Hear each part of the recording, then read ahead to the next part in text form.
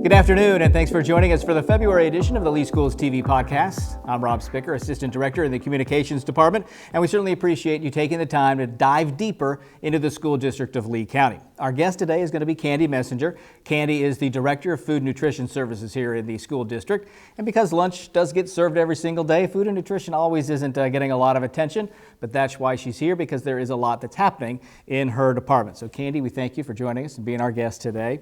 I first want to just sort of start off by asking you to kind of exactly describe what Food and Nutrition Services does. It may sound obvious, and maybe it is, but can you give us the overview? The overview is we serve the students breakfast, lunch, after-school snack, and dinner in the district. Our motto is serving students healthy, nutritious meals. We are also working very closely with the different departments, making sure that the additional snack programs come on board. It's ever evolving in my department right now. Yeah. So how many meals are served every day? A little over 87,000 meals, breakfast, lunch, dinner, after-school snack. So that takes quite a crew to do that. Yes. So at a school, for instance, where all these meals are being served to our students, how many people are in a typical crew? What's their typical day like? High schools generally have a larger crew just because of the nature of the size. So when we're fully staffed, that could range up to 18 workers. But currently, we're happy if we're at 8 to 12 because of the shortage of staffing and the people going out ill. In elementary, middle school, for the most part, their staff is much smaller, and that could range from 3 workers up to 10, 12, depending on the size of the school. And they're some of the first people in a school building. Yes. in the morning. And are they some of the last to leave if they're helping with dinner? Yeah, in some cases, yes. I think custodials are the ones that are the later shift, but we do have staff that work a little later. All right, so let's talk about what's really going to be new in the cafeteria this month of February. Is going to be peanut butter. After being gone for 17 years, some examples right there in front of us of these Uncrustable peanut butter sandwiches. Peanut butter is coming back onto the menu this month. So why? It is available to us. It's a high nutrient dense product, peanut butter. Because we had to change vendors, our current vendor does not carry the WOW sandwiches. So we had to come up with another alternative. So we've been working very closely with all departments in the district to make sure this is rolled out very safely. So our kids would know what the WOW sandwich is. The Uncrustables that are in front of us here, this is what's coming to them soon. Correct. It's just a change in the menu. A change in the menu. So the target is the end of the month, February. So you did mention that the concern, obviously, with peanut butter is that students have allergies, some very severe allergies to peanut butter. So what are the steps being taken to protect them? How is a student going to know I should or should not have this item? Well, we have went and purchased these black pans. So all peanut items will be placed in these black pans with these bright stickers. The signs will also be up on the serving line, so that will be at the service line. We are working closely with communications on sending out media and other information and training for the schools. So as the kid's going through the line, as long as they know, it's going to be very obvious to them step by step that this item has peanut butter. Yes. Good. And these come in pre-packaged, so we're not opening them around other food in the kitchen, so there won't be any cross-contamination or any of that sort of thing. You need parents to play a big part in helping this keep the cafeteria safe as well. So if a parent knows their child is allergic, what should they be doing? They need to update their student records at the school, and that will prompt the clinic to send the manager an allergen list so we can ensure that the allergen list is updated in our point of sale, our register system as the students come through. Because as they come through the service line, if the student has an allergen, a box will display and the cashier has to acknowledge that box. And if there is an allergen, whatever the allergen may be, is on the tray, then we will take the student aside and replace the tray with something that they would like. It's one last fail stop when every student checks in their student IDs, they check out, and that's going to be the sort of that last trigger that they should not have this item. Correct. And that's why you need parents to make sure they're getting the forms in. Yes. So an important message there for our parents. What is going to happen should there unfortunately be an allergic reaction? There are emergency protocols for any emergency at the school. These will be followed.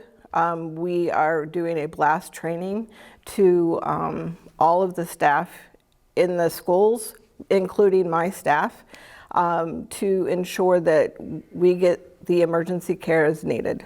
And speaking of training as well to just make sure that the serving is happening, even down to the way things are cleaned. Correct.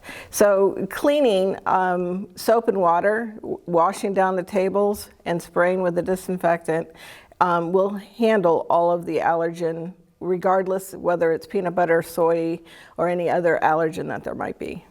So if parents are, when they learn about this and they're concerned about their student, what should they do? Can they reach out to somebody? How do they make sure that they're going to feel safe and comfortable with their child getting lunch at school?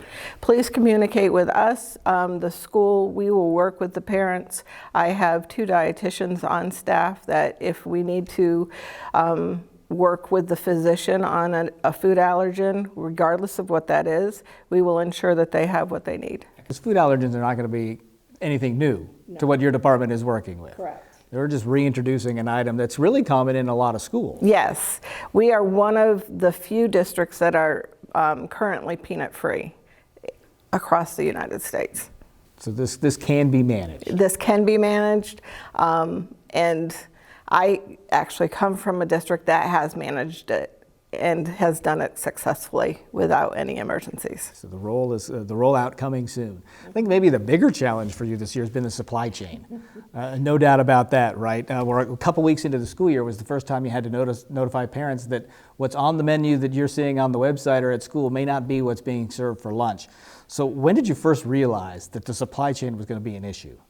August 10th, first day of school.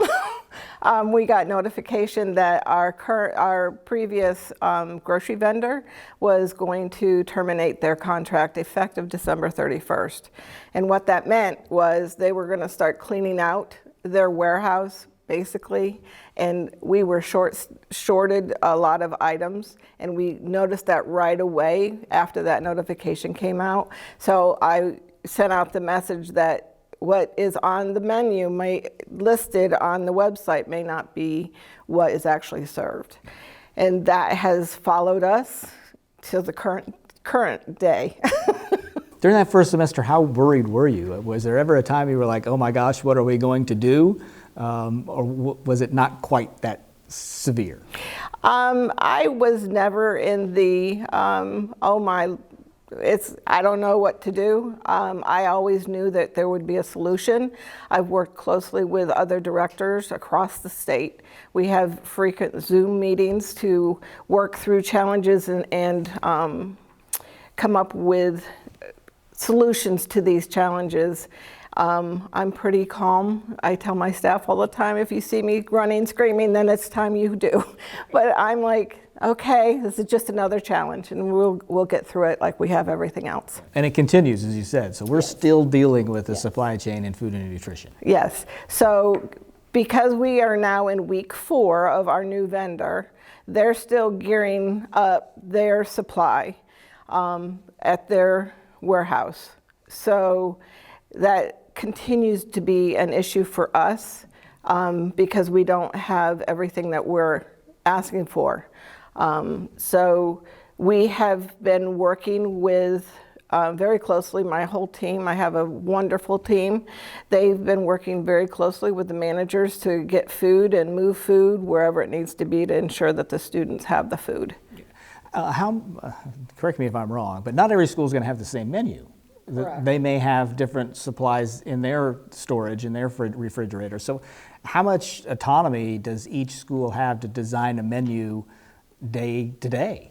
The managers have my full support to be able to change up the menu to ensure that the students are being fed. So they can't serve what's not in their freezers or coolers or storage rooms. So they have to be able to serve what is available to them. I know you talked about we're 4 weeks into to a new supplier. So what was changed to sort of try to manage the supply chain better? So we, like I said, Cisco's our current vendor, but they're able to get the food into our district, but they are not able to deliver to each school. So we've had to bring on 2 other vendors to help manage that. So that part of it is we have Florida Freezer, who is going to be handling our storage and packing it up ready for the schools. And then we have OC Trucking, who will be delivering from Florida Freezer to all of our school locations. So can you say, obviously, this is an inconvenience, but is it an increased cost? And do we know how much it's costing us because of all these issues? Yes, it's definitely an increased cost. First of all, our food cost for the food itself increases almost daily. We get a notification that this is being increased, this is being increased. If you go into your grocery stores, you know that the prices are being increased, just the grocery. Then we have the storage and handling fees and the distribution fees. So yes, all of this is increased cost that we are working to manage. It's a challenge. It is. Have you ever seen anything like this before? I mean, is this simply unprecedented in the situation that we're in? In my 24 years of being in food nutrition services, I've never seen anything like this. So we are in uncharted waters. And the director, I am fortunate enough to be with a team of directors across the state of Florida that are working very closely together to work through many of the challenges. What's the concern going forward? Is this going to resolve itself? Every day we see an improvement, so that's the good news. It will be, I'm hoping with us getting some direct deliveries in from manufacturers, because we're communicating with them and with Cisco all the time. We are moving food in as quickly as we can, and I'm hoping that this starts balancing out soon. We can only hope so, right? Bottom line, though, for our students, because you've told me this before, there's always a hot selection for them at lunch. There's always a cold selection at lunch. Yes, that is the directive. However, there may be, we have some schools that are able to do multiple choices. It won't be like it was where they had pizza, chicken sandwiches, cheeseburgers, hot dogs, and the main on-menu item of the district, but we will have options out there. They're just limited right now. And I imagine at this kind of situation, you've got to be responsive to issues that might pop up. If you're having a problem with the supply, the cafeteria can't make it, or the food, the kids are complaining, those things are taken very seriously. You're going to address them. Absolutely. We've had a few complaints on quality, and I have immediately dispatched office staff out to retrain staff in the kitchens to ensure that there's quality food always. That's the bottom line. That's the quality food, plenty, and always serve hot or cold so that the students are not missing out on lunch. That is correct. I don't know how you're doing it. Well, I love what I do, so it's great that I have a great staff around me, and the staff out in the schools are managing it very well. So without any of them, I could not do what I do every day. I was just thinking, it'll be summer soon and you can relax, but you can't relax in summer. There's a whole nother program, isn't there? Yeah, that would be summer feeding that we're already starting to plan.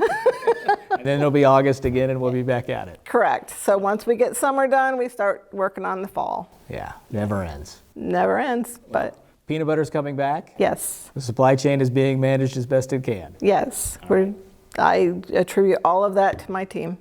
Well, we appreciate all the work they do.